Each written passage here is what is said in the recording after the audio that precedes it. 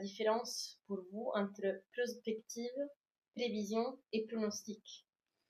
Alors, la prévision, c'est une prétention des hommes de voir avant ce qui va se passer. Ça suppose qu'il y a des relations de cause à effet. Si je prends ce stylo et que je le lâche, je prévois qu'il va tomber vers le centre de la Terre en accélérant. Loi de la chute des corps, Galilée. Donc, c'est une prévision. Là, on voit ce qui va se passer. Parce qu'il y a des relations qu'on dit nécessaires. Il y a un peu d'aléatoire quand même, toujours, mais bon. Dès qu'on arrive sur des objets complexes, comme une société humaine, ce sont des millions et des millions de facteurs qui s'enchevêtrent. Et donc la prévision est toujours impossible.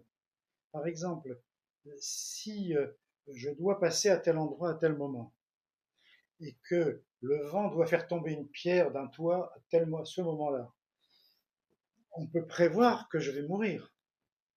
Mais il suffit que je me torde la cheville juste avant pour que finalement la pierre tombe devant moi et pas sur moi.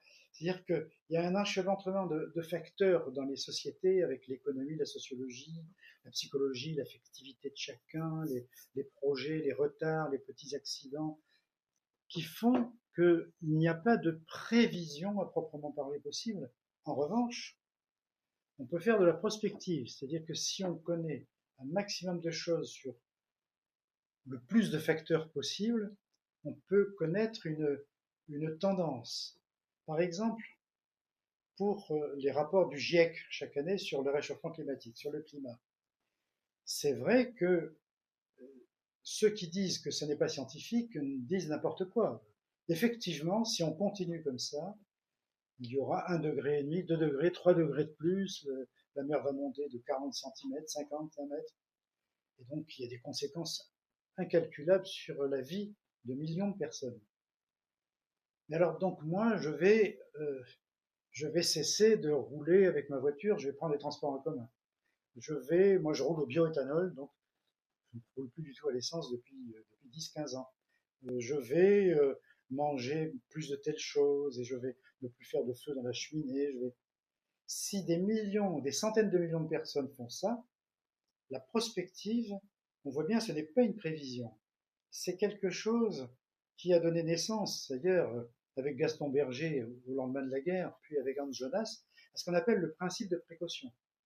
C'est-à-dire que si effectivement on conforte, on modifie nos comportements en fonction des tendances que me dit la science, eh bien cette prospective-là est de nature à entrer dans l'action. C'est une prétention à modifier quand même l'avenir de l'humanité.